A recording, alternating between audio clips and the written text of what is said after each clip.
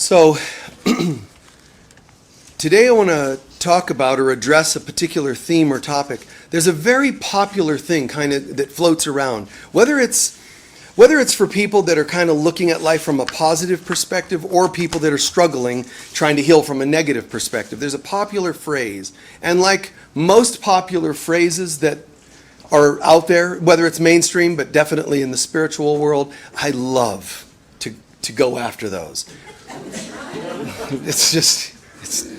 Anyway, I love that because they're just usually so messed up. This one is, you need to take your power back. Now you would think, well, what could be wrong with that? Everything. So give me a moment. To understand, you can't just say these things, because now we have all these angry people walking around going, I need to take my power back. Which is basically saying, because someone took it. Which is basically saying, because they had power over me. Which is basically saying, we're separate, and somebody has more power than I do. And, once again, I thought when I said I'm going to take my power back, I was sounding kind of empowered. You actually are affirming that you're disempowered when you say you need to take it back, because it means you don't have it. But I'll get to that in a minute. I just kind of got started there for a second. Before you can take your power back, you have to understand what your power is, how it seems to have gotten lost. It didn't get lost. You can't lose anything of God, but it seems to. I accept that. I understand that. We have to understand the whole concept before we just flippantly say a sentence and assume it's done. You can't really understand taking your power back without understanding a couple of other important concepts. One of them is mirroring. One of them is responsibility. So it gets kind of tricky, but these things all blend. You know, I've done talks just on mirroring and talks just on responsibility, but they overlap. They overlap in relation to us taking our power back. So the first thing to understand is our relationship on planet Earth. If somebody seems to have taken our power, or we just seem to have lost our power, and again, I'm not dissing that it feels that way. It does feel that way. So for that, someone should hold your hand, someone should hold you, someone should hear what happened and what you have to say about it. We're not denying that it feels that way. So please remember that. But on planet Earth, this is a place of mirroring. If you don't understand that, then you can't understand disempowerment and re-empowerment. You can't. So rule number one, this is a place that is called a mirror. So you're not actually supposed to try to make a perfect world, and you're also not supposed to try to be perfect and divine in this world. This world is not our home, quote from Yogananda.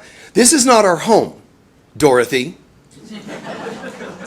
So it's still, no matter what, it's still a fantasy. It's a dream, this world. From the Hindu tradition and many other indigenous people's traditions, this is the dream world. It's a world that we are making up in our mind. It's a hologram. So you can't perfect the hologram. Even if you could, it's still a hologram. Heaven is not a hologram. Heaven is the consciousness we originated from and will return to. So there's no settling. We keep trying to fight to make this the right world. We keep trying to get just the right politician, just the right ecosystem, or whatever it happens to be. None of that's going to work. Buddha's telling you, even if you find something that seems to work, it eventually will change. So none of it's God. None of it is perfect and holy and always exists. It comes and goes. Even the best comes and goes. I'm still waiting for a Beatles reunion. You know, I am. There's still days when I go, one of the first things I want to happen when I get to the other side, I want the Beatles to have a reunion. You know, there's a part of me, you know. We have that, but A Course in Miracles tells you, don't be ashamed of having limited thoughts or wounds, challenges. Don't be afraid of that. As long as you know the difference between that and real. As long as you know what is a fantasy. You're not wrong for feeling hurt, so feel hurt. But do know that the hurt is not of God. It is not God in so-and-so that harmed me. It is not God in me that got harmed. Just know the difference between reality and illusion. Don't diss yourself for feeling these things, because in this world, you're wired to feel them. So that means learning something called acceptance. Acceptance. Yeah, okay. It's kind of cool. My life is doing a bit better today. And then the next day, wow, not doing so well. What we do sometimes in the spiritual community is, wait a minute, it's not going well. It shouldn't happen. It's supposed to go well. I've got this book that said 10 easy steps. Your life can become empowered. Now it's not empowered. Man, I'm glad I'm not at one of those conferences. Because then they would say, are you one of those disempowered people? Stand up, shake your head, clap your hands, snort something, and affirm that you're now empowered with God. And you get all, what you get is stimulated. You've been scared straight. Really, my life is much better. I can feel it. Muscle test, yeah. And everybody goes, see? They're much better. For today, and then tomorrow you'll wake up and check it. It's good again. The next day you check it, and you go, oh, I'm bad again. The acceptance that no matter what the world seems to be looking like, I am still a holy child of God. Not seeing it today, not feeling it today. But isn't it amazing that that can't change? That's supposed to be how we think. Staying somewhere inside, maintaining a place that cannot be touched by this world. So this world is not our home. This world is not supposed to be made perfect, and you're not supposed to try to be holy here. The holiness is actually, you're better off seeing holiness because you are so holy in a deep place inside that you accept that some stuff happens, but you don't let it destroy you. That's more holy than trying to have an externally perfect world. External perfection, the scripture tells us, God is not a respecter of man. Another way of saying it also in scriptures is that God does not look for perfection, human perfection. And then some fundamentalist people are going to say, because he knows you're messed up.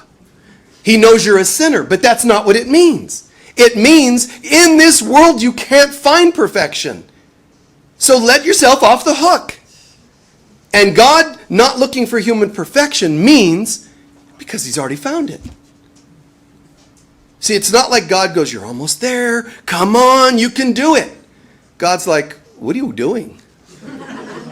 Well, I was just assuming that a few more of these and I'm perfect. Wait, body fat? Okay, yeah, I'm good. Whoa. And yet, nobody likes you. 0 body fat, 0 friends. You know.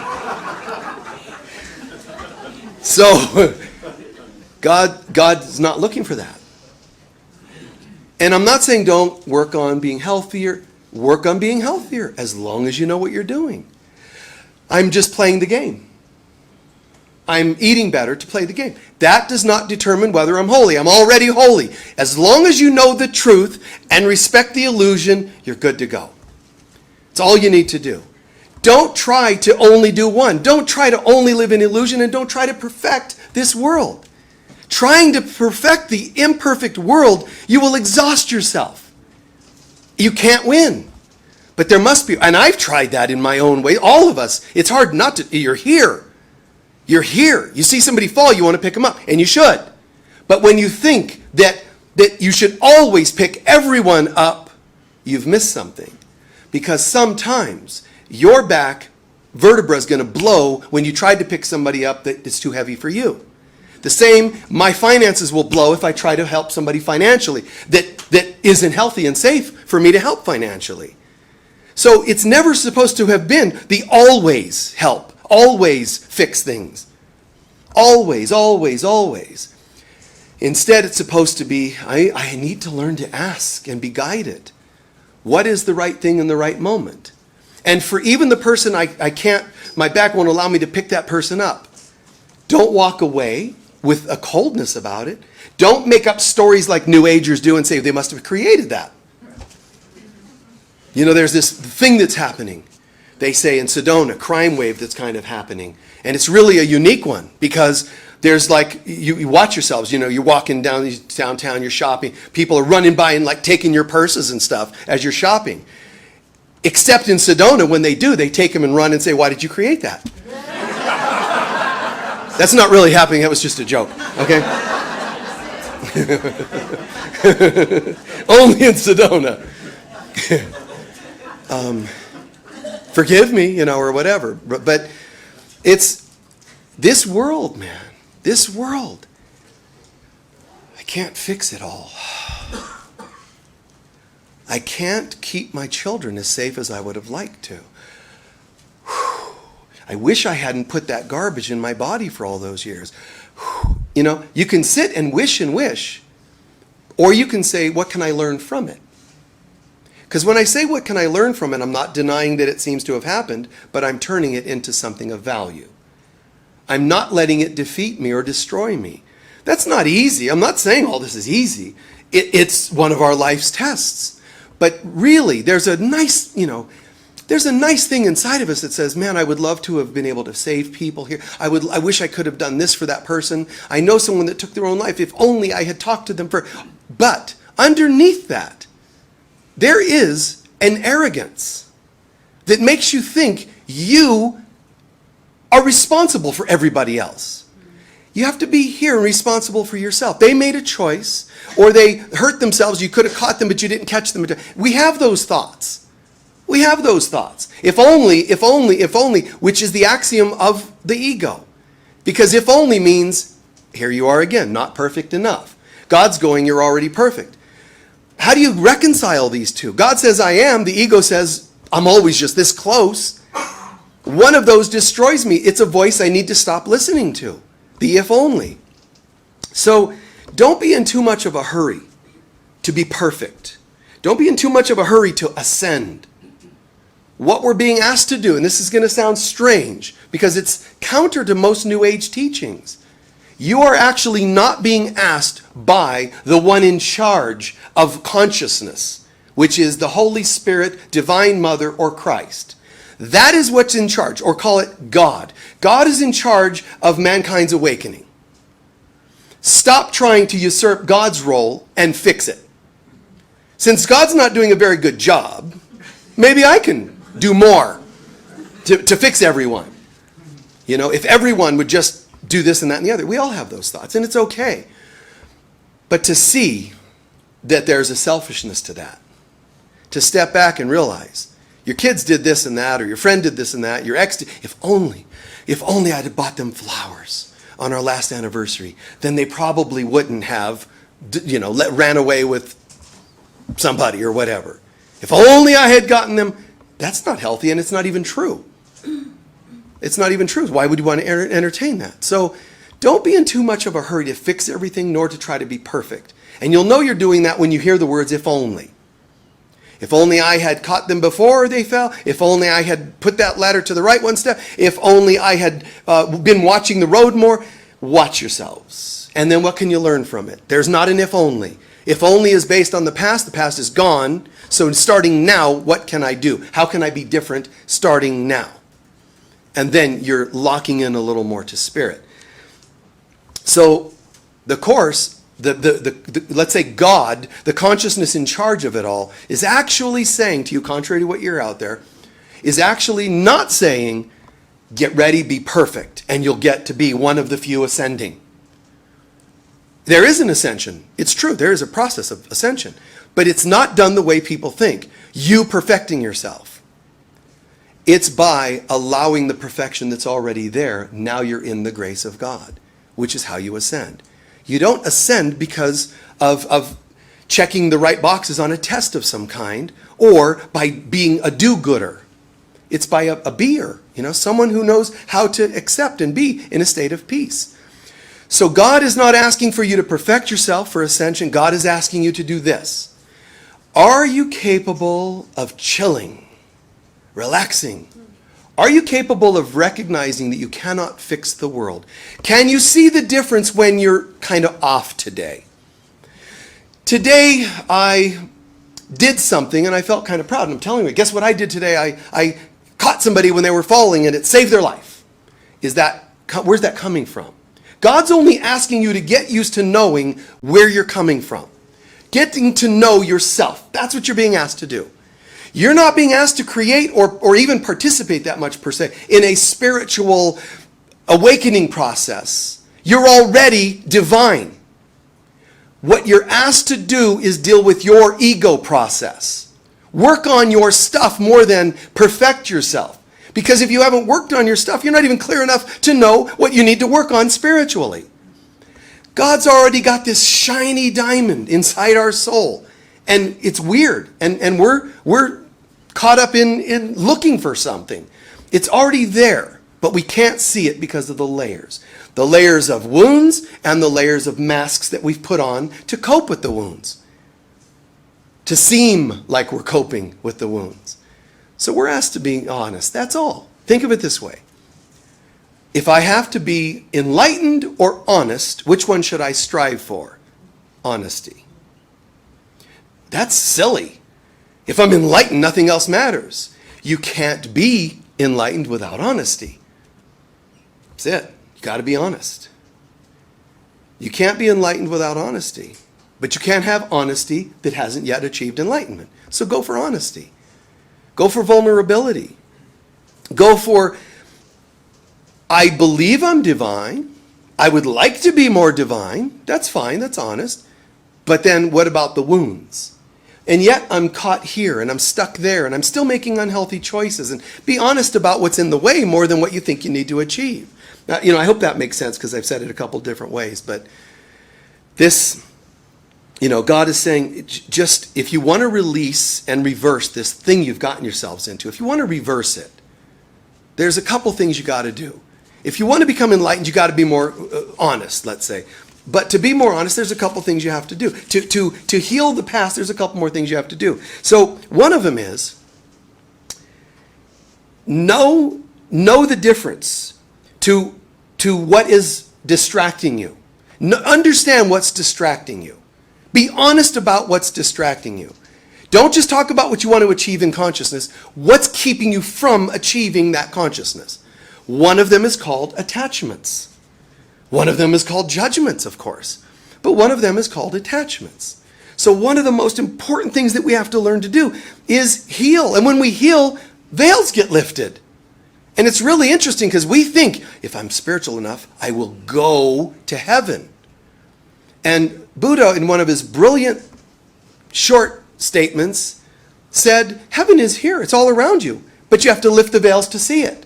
That is absolutely perfect and true. We have to lift the veil. Okay, well, how do I lift the veils? Oh, it's tedious meditations on sublime concepts. Okay, if that's what you want to do. You know what's quicker to lift the veils? Wonder where the veils came from. What are the veils? The veils are layers of multidimensional stuff made up of fourth-dimensional mischievous beings, and they have somehow stuffed it over my eyes like mud, and I have to figure out how to meditate just right. Om Mani Padme, boom shakalaka, and so on and so on. And then it'll one day, like in a sci-fi movie, the light's gonna build, chakras, and then the auras, and all the mud just boom, and I'm like, oh, like Highlander, oh, I'm all enlightened, and the windows are all gonna shatter at once, and it's like, wow. Somebody must have been meditating, Police, disturbance at Unity of Sedona. Yeah, we checked it out. Somebody was just meditating. Oh, okay. That's not how it happens. You can try it that way, and it would work because anything you put enough energy into is going to happen on some level. But what's really all you need to do is forget all the mud and poof. Instead, the veils that you would like to have blasted off, they actually just disappear with each and every forgiveness. Because that's all they are, is non-forgivenesses. You don't have to go, this is from an 18th lifetime ago and from somewhere in Arabia, and in some process. You can do those things. I mean, it's all valuable and helpful. The shortest route, whose is this? Apparently mine, because it's here on me, my veil. Where did it come from? An unhealed wound. From where? Oh, no. From where? My unhealed wound. If I had healed it, it wouldn't be here. Even if someone else that once seemingly caused the wound wishes that I still have the wound, they would have to find somebody else to wish that upon. Because I'm done when I heal my wounds. Taking responsibility. So if you want to understand it, I got to look at attachments. How do I know if something's an attachment? First, if it's outside of me, it might be an attachment. If it's outside, then I might have a little bit of a codependence with it. Because ultimately there is no outside, because everything's a mirror, which I'm going to get to a little bit more. If something's outside, it's in danger of being something I'm attached to.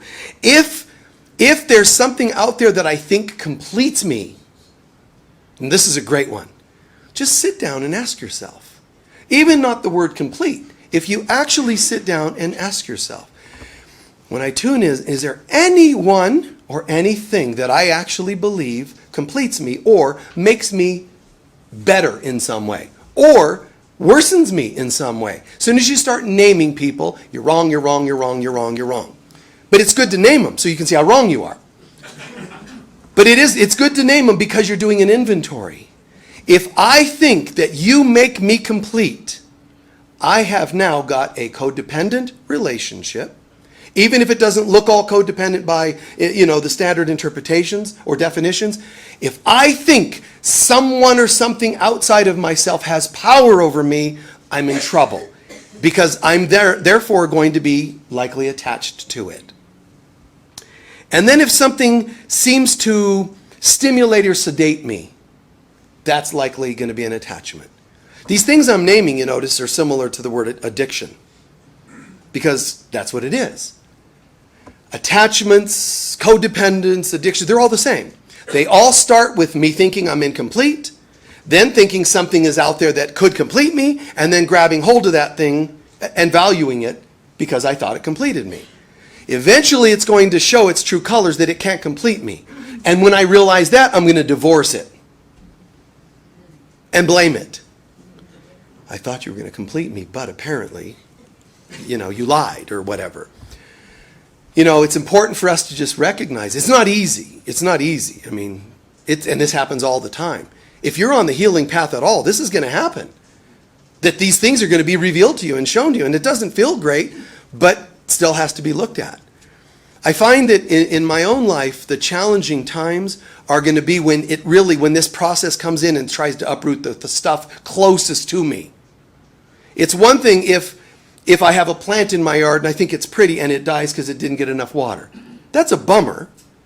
I might have to buy another one. Now I have to save up the money to buy the plant. Then I got to remember to water it and so on. You got to deal with that stuff. That's different than if you cut off my arm. It's on me, near me, it's part of me, it's even closer to me. The stuff that's closest to us is the stuff that's hard to deal with. But you think that it has power. And if you don't know how to ask those questions, you won't realize the things in life that you actually think have power over you. It's easy to say, someone took my power away. Usually those are not people you like. You don't usually say, God, I'm going to introduce you to somebody. This is John, and he's really a great guy. He took my power away years ago, and I really want to introduce you because they're such a wonderful person. Usually if they took your power away, they're people you don't like. But then they become projections. Because the world is, I started a while ago with, the world is a mirror. People can't actually take your power unless you give it to them. And even that, it was given to you by God, so you can't give away something that isn't yours. It's yours to experience, but you're not the source of empowerment. God is the ultimate power. There's only one thing that has power over us because it created us, and it's God. So if you think someone has power over you, even a drug, a friend, a beloved, someone who passed away, someone who hurt you, anyone or anything that seems to have power over you, there's a name for it. Because only one thing has power, which is what? God. So if you actually thought that someone else had power to control your finances, to control your romances, you're actually making them into an idol or a false god. So the Bible says, thou shalt not worship false gods. And we're like, okay, got to make sure I don't get out like a golden calf and, that's not what it means. God didn't say, thou shalt not worship false gods or have false gods before me. God said, hey, how's it going? Good, Lord. Yeah, listen, in case you're interested, I wouldn't recommend acting as though someone outside of you has power. Oh, great advice. That's how it went. Moses didn't hear it that way, but that's what it was saying. God never tells this, thou shalt not. God is only saying, it really doesn't make any sense. I'm the only thing of power, and you're part of me, so you and I are the only things of power, true power. I'm your source of power. So, who can take your power away? That would be like saying, my ex is greater than God. My ex actually came in, stomped on God, boxed it, shipped it off, and replaced it with my ex, with them. And that's not how it works. First of all, there's nothing outside of you. To say someone took your power away means we are separate from God and from the person that took power. Because if they're not part of you, they seem separate. And if they're separate, why would they take your power away? It makes, why would they leave you your power? If they're separate, they have power. But it's not true. If they're one with you, they can't take your power away because they're part of you. It wouldn't take power from itself. It doesn't make sense. So we have to understand the world is mirroring only our belief systems. Remember this. The world isn't doing, it's mirroring. It's a hologram. The hologram doesn't actually have power to do. A mirror does not have power to do anything. And yet, look what happens with mirrors. You go into a store and, I remember, there was like a special on this one time where people were playing tricks in stores with people. And, there's these mirrors and people are naturally going to walk by and there's a mirror. You naturally see yourself. If not consciously choosing to stand in front of it, you at least accidentally see yourself. And the study was on, they're all just mirrors that they set there. But they would watch people's responses when the mirror would make you look thinner, taller, versus shorter, wider. They could see visceral and test and prove visceral responses from a mirror. Mirror, mirror on the wall. Tell me who is the most messed up of all, And you stand in front of it and it says, you're doing great today. I am. I don't know why, but I just feel great. And unconsciously, people are responding to a mirror. But mirrors don't have power. They're just sitting there. But they're showing you not something, they're not giving you something new. They're showing you how you already felt. If you already had insecurities about your looks, the mirror can warp and reveal it. The mirror isn't making you insecure. Is that making sense? It doesn't have the power, a mirror. It's just sitting there. But it can magnify what you already are feeling. If I walk by a mirror and I'm blind, my eyes don't work, I'm blind, guess what? I really didn't care what the mirror was telling me. I didn't even notice it. So we have to learn to be blind of the ego world and awake to God's world. If I know who I am, like Jesus would not walk by the mirror and go, oh, what happened? You need a shave. Buddha would not walk by the mirror and say, I think you took this fasting a little too seriously. Well, dude, what have you done to yourself? This is not what a master would do. There's a woman, Peace Pilgrim. Peace Pilgrim, this gal that just one day said, I think I'm going to go walking for God. And she started wandering the world, the countryside, just talking about God and love. She left her house and everything, just walked, which some people would call going insane. But in fact, she woke up. And her guidance was, her process was, nothing is real. Let me actually walk that and live it. Doesn't mean you have to leave your home. It was her process to walk away because that was her thing. I think I'll have to walk away from this and prove that to myself. That's a good thing for her to do. She walked. She wasn't the type to say, if I'm going to be walking around this country representing God, I should probably look better. I need to hit a salon.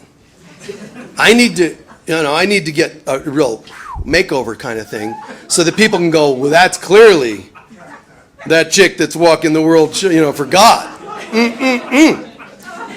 She's like, I think I'll prefer a sweatshirt and baggy pants. It's like, that's perfect. It's your consciousness. All we're doing is ever running into ourselves. So that means, if that makes sense, mirrors don't have the power, but they can magnify what I'm already feeling. If I'm already, maybe not consciously feeling too skinny or too fat or whatever, it might just be insecure about my looks in general, and that's still enough for it to get in. It doesn't have to be exactly mirroring an exact thought I had today. All it needs is, the world is watching and sensing. How are you doing today? Feeling pretty good, but I'm a little secure. I've been aging lately. Got it. Now, an hour later, 15 days later, just...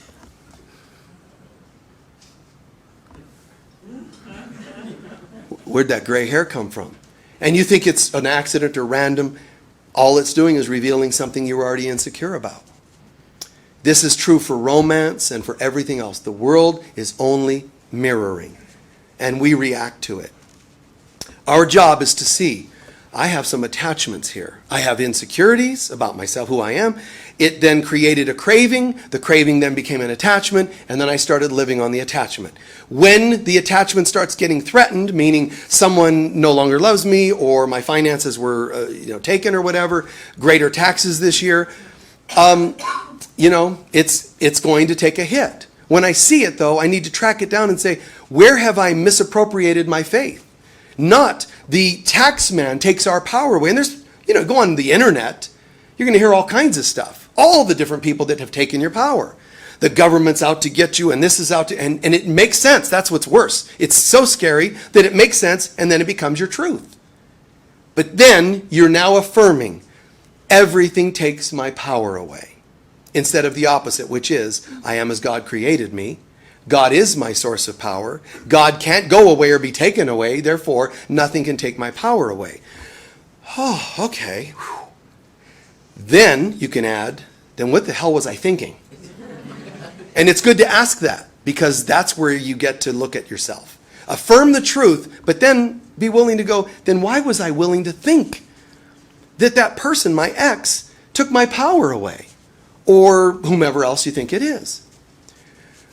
I can see it. I'm looking at it, and it's easier to blame them than for me to look at myself. I mean, I probably have a role I played here. My ex took my power away was what I thought, but wait, let me look at this. What do I mean? Well, they took me, they cleared out my bank account, they were never really faithful, and so on and so on. You have all the reasonings for them taking your power. And also takes your power means I'm unhappy. They took that too. Because, how could I be happy if they took everything and hurt me the way they did? But then you sit and you start to say, because it's easy to say it was them, and you can even get people to sign petitions about how screwed up your ex was. But when you sit with it and go, how might I have played a role? I'm just giving you an example. How might I have played a role? I think there might have been a part of me that was starting to think that I'm getting older and that I might not have a partner to live out my life with. So I might have ignored a few warning signs, such as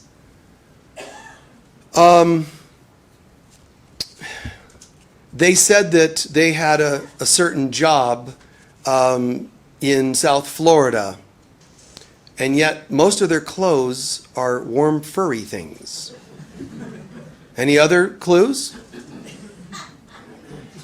They were married 15 times. And I found copies of restraining orders from 14 of those 15. Well, why didn't you? Because I have needs. I wanted a life mate. See? So we have to start owning that. And then who took whose power away? There's not someone that took it, even though their behaviors are not cool. Got that. Who took whose power? I forgot my power. My power would have been, how could I grow old alone and be lonely? I'm already okay. And if I had today to push a button on manifesting someone in my life and having someone that was unhealthy versus being alone and healthy, which would I choose? Only one of those answers is powerful. I'll take alone for 40, Alec. It's like, if that's the healthy one, go with healthy. Jesus tells you in A Course in Miracles, you think you have two choices to make in your life about everything. You do not have two or more choices. There's only one that makes sense. Not right one. It's the one that's most right for me at this time. So you don't guilt yourself if you didn't do the right one. It's, okay, I choose an unhealthy one. And now what do? Learn from it and shift gears. Forgive. They know not what they do. The people that are acting out the disempowering you thing, forgive them. They know not what they do. They are acting idiotic. They are being rude and selfish. There's no doubt. How could they not be those things? To act that way means you have forgotten your divinity. So that clearly they are messed up. Jesus says in A Course in Miracles, and it's really cool, because one minute you think he's saying, do not judge these people, they're holy. You're the one with a problem. And it sounds like, and he is, sort of hitting you with it. Take responsibility. You're the one with issues. Wow, okay, so even if somebody overtly causes harm, you're telling me that's okay, that they're holy. And he'll start with, yes, they are holy. And you think that's what he's saying, but he's not. He says, in one part, you got to make sure you pay attention, because he slips it in there and says, don't get me wrong. If people are coming from their ego, they're insane. They're insane. And part of us is like, yes, I knew it. But what he's trying to get us to understand is don't get too excited for being validated that your ex was insane. Have a moment of, I can see that is exciting for me to finally get vindicated, but it is sad that they had lost their mind. It is sad that even that cruel person, even an Adolf Hitler, you can say, don't tell me to like Hitler. Don't tell me there's a loving spark of light in Hitler. Okay, then we won't. Instead, go ahead and hate him, because it'll breed another one of him. Now you're responsible for helping to manifest another Hitler. How do you feel about that? Fine, I love him. It's not easy to, but what it means is a person like Hitler or our exes or whomever they are people that do not experience love. Let's at least accept that. They are not in a state of love, are they? No. Hitler or his henchmen, they are not in a state of love. So what they're doing is wrong because they're not in God. Anything not in God is not true. Therefore, it's false or wrong. It's gone. It's mistaken. How do we get those people then to be in God so that they come from a loving place? Forgiving. Not forgiving what they did, per se. Forgiving what they believed they were, who they believed they were. Forgive them and say to the soul of those people, wow.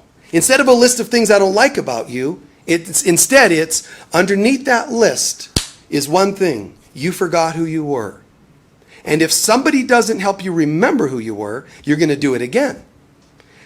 So it's not easy for me to be looking at you and not see your behaviors, because they scream. But I don't have human eyes. I have a divine eye as well. So I'm going to ask God to help me see you as God sees you. Beyond the behaviors. It is a supernatural process to do this. It takes a different way of thinking, and if it's not for you today, then don't. Just do your best to not hate the person for now.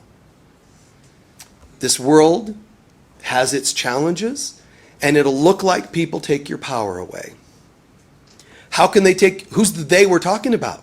Do you realize you're schizophrenic? There is no they. Oh yeah, you're schizophrenic. And that's not a judgment on that term. It means you are actually hallucinating that there's people that have power over you.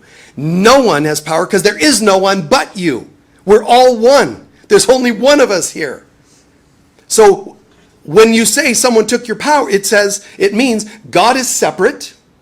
I'm separate from God, right? And then I'm also separate from you, and then I'm also split within myself.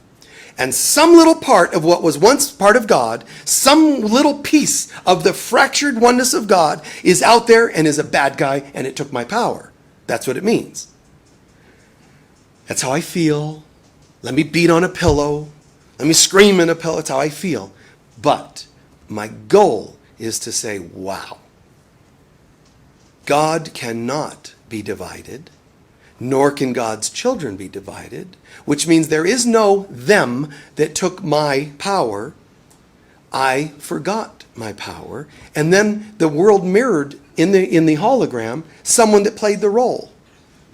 That's all. So I think I'm going to let go of this hallucination, is what you're doing when you forgive. I'm choosing to see the oneness of God instead of hallucination. So it's like walking back in front of those mirrors in the store during this study that was done and knowing what they're doing. You already know that there's a study. So now when you walk in front of the mirrors, do you understand why you would be less affected? Now they really warped it. And now you're kind of laughing. Think about it.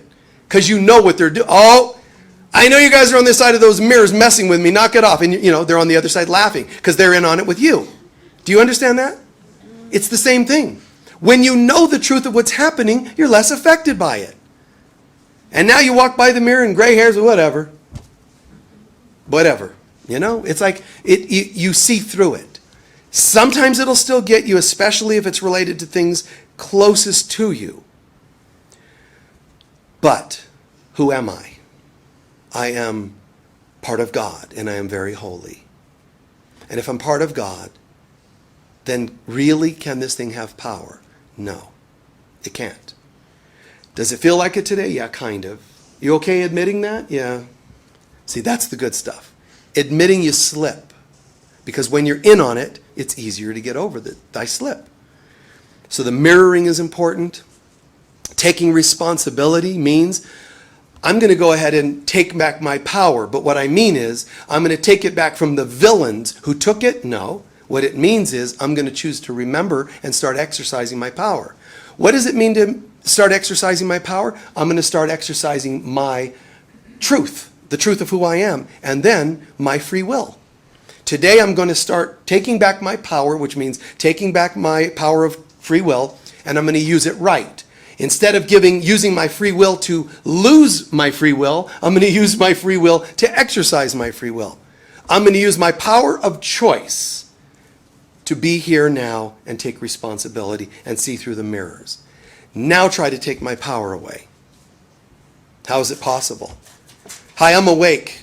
I'm going to take your power, Mr. Awake. How? I'm awake. I already see the game. If I don't believe that there's a you that's a villain, how could I see you taking my power away? Is that making sense? Yeah. So it all ties together. It all comes together. It's so beautiful. How do we know we're growing spiritually? There should be an obvious lessening of judgment. I'm less triggered. Why? Because another thing, I see through it. I know the game. I'm awake. This is a mirror. Go ahead and try to mess with me. But it's a mirror. Don't you know I have the power to crucify you?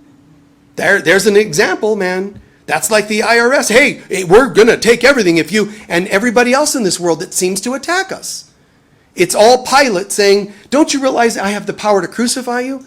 A romantic, partner in your life. Don't you realize I hold your heart in my hands? All I have to do is look at you a certain way and you're going to be like, oh, I'm devastated. And it's not true because I now am awake and I see it's a mirror. So Pilate says this to Jesus, and then Jesus says, you don't have any power except the power given to you. That's a cool statement. So then we look at all our exes, our sometimes selfish parents, selfish parents, world leaders.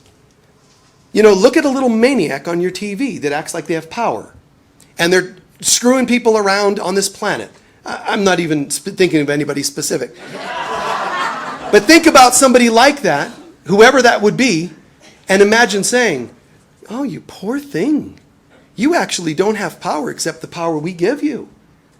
And instead of going, so I'm going to vote against you, what you say is, so I'm letting it go. And now I just see you as a sad, scared little person. Oh, poor thing. Come here, you want to, hold you? No, because I have all power. You have nothing. And that's why you're whining. That's why you're crying. That's why you're acting out so much, is because you're subconsciously, you're aware of how messed up you are. Poor thing. What I'd like to do is not only say no to that old, I would like to affirm something else in you. And you have the right to do that. And you make this person, any person, greater. And I'm talking about religious leaders and religious systems. They can all be very selfish and very gross. Without naming, again, any specifics. Religions and systems and corporations, man, sometimes they just get so carried away. How could they do that if they knew who they were? They don't know who they are. That's why they do it. Who's going to help them remember who they are? Well, when we get them into court, you missed it again. Remembrance only comes from God. So bring them what they're looking for. Everything is love or a call for love. And if it's a call for love, answer the call by bringing love. We have to draw our attention to our inner self. Learn what mirroring is. Learn what so-called power, real power is. Learn what responsibility is. And all of those things are summarized that I am learning. All of that I just described is learning to have an inner life instead of just an outer life. I know how to look at myself. I know things come from my thoughts and my mirrors. I learn how to have a relationship. All of my challenges come from my belief systems. Not my belief systems come from what happens in my world. That's what people think. How you doing? Well, I'm happy today because something outside made me happy. Oh, you must have gone to that store and they were using the thin mirrors, in some form. When I said mirrors, guys, if you didn't get it, I'm talking about partnerships too. You'll date someone that is the one mirror, that makes you seem like you feel better. I mean, it doesn't make sense. Listen, you really kind of bring up a lot of misery in me. I'd like to connect with you. Most people don't consciously say that. But what's really sad is that's exactly what's going to happen. Because when you thought that they only bring out good feelings in you, and that made you think I'm going to connect with them, subconsciously, it was only a matter of time. The contract is saying, hi, nice to meet you. I'm here to temporarily make you feel better. Which is going to mean when I'm tired of stretching the mirror, it's going to compensate by overly collapsing, which is going to be when you want to leave me. But I don't play the mirror games. I know who I am, and I have a relationship with myself. I like you, I don't like you. Either one is coming from you're reflecting something I like about myself or do not like about myself. And both of those ended with myself. So I'm learning to have a relationship with me, and that's the key to happiness. Please take a few centering breaths.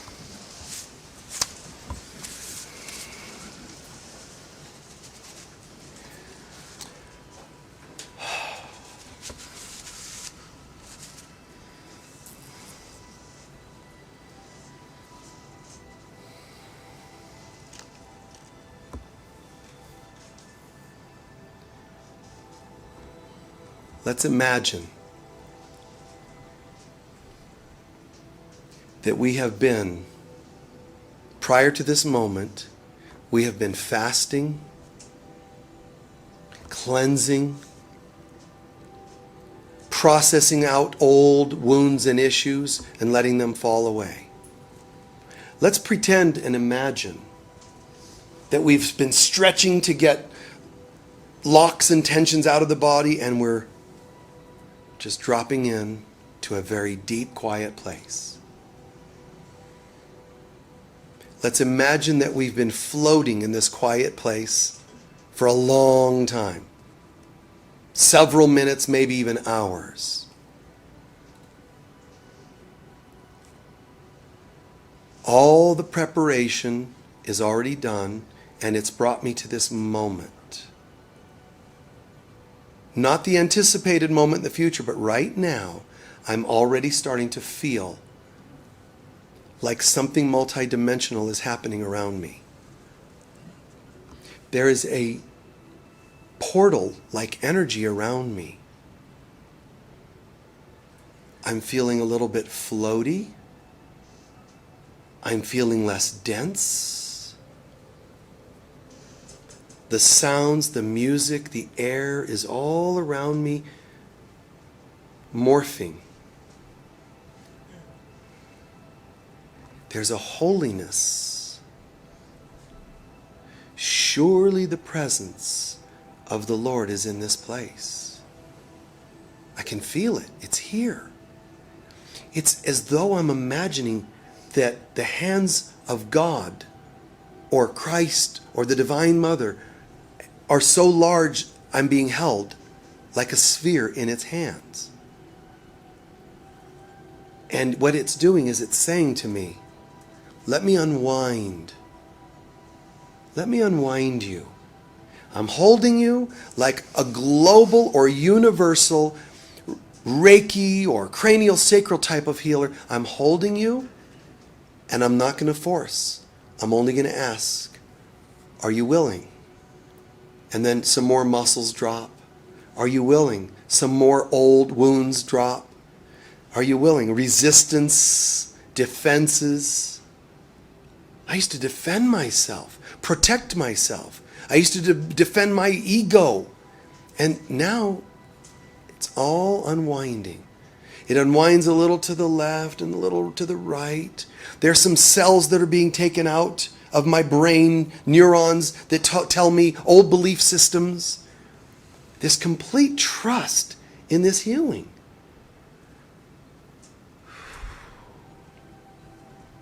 Everything. Guilts and shames of the past, regrets are unwinding.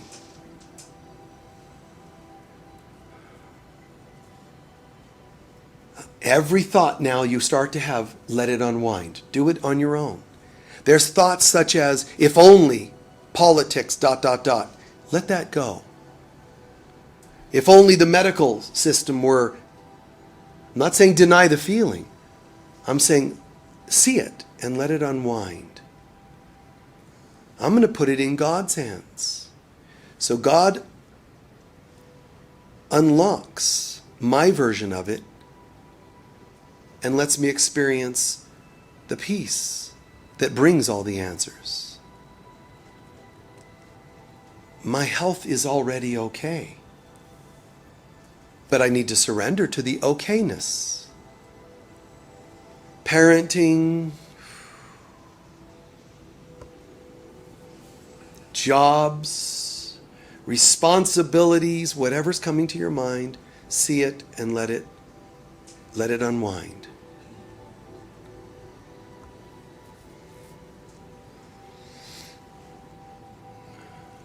I need do nothing. Floating in everything I do. But when I have to drive a car, don't I have to be there? You will. But you'll be held in a greater consciousness when you do. You don't have to be tense when you do it. When you're gardening, making love, whether it's with yourself or someone else, surrender the doing and drop into the being, and everything is more loving. You're watching stories on the news and there's politics. Stop and just see it like it's happening. And you start to notice those tensions and sitting forward, getting upset and grimacing your face more, or your forehead, scrunching your forehead. Just now do that and then see, wait, in the hands of God. And you notice you sit back in your chair and you give whatever you're seeing on the TV to God. Let it unwind. The muscle gets unwound. The tendons are relaxing. Everything is springy like it should be. Your spine, it's not locked up or wounded. Everything's open. The aura starts to glow. The chakras are opening. I am as God created me. I will to be the Christ on earth. I am part of God and I am very holy. This is really beautiful. And we extend this to all the world. The grace that God is, I am. The grace that I am, you are. Smile. Be happy. Be joyous. Trust. Those are the words that we give the world now instead of the opposite. Everything will be okay. It'll work out if we let it unwind inside of our inner selves. And I give thanks that I've been here to see and feel this experience. I thank you, God, for guiding me in this experience. I give thanks that I have a greater capacity, understanding on how to see the light in others, even when they don't act like they are light. And that there are no others. But what if I don't say, they took my power? What am I to do with that? That's what everybody else says. It means they can't. Which means I still have the power. I'm just not exercising it. And so I'll choose to do so. Healthy use of free will. And now I'm back in my power.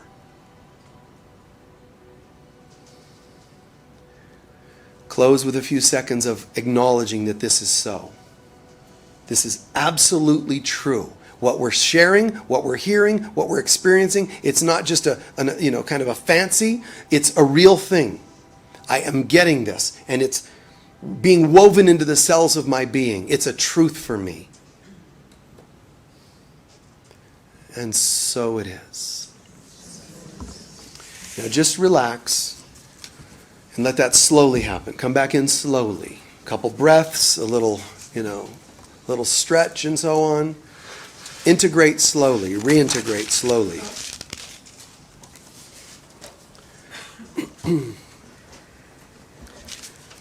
Talks along these lines, if you're interested, can be found in, I have some videos on responsibility.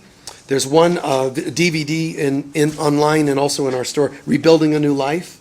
Talks about creating a new day and change and acceptance and so on.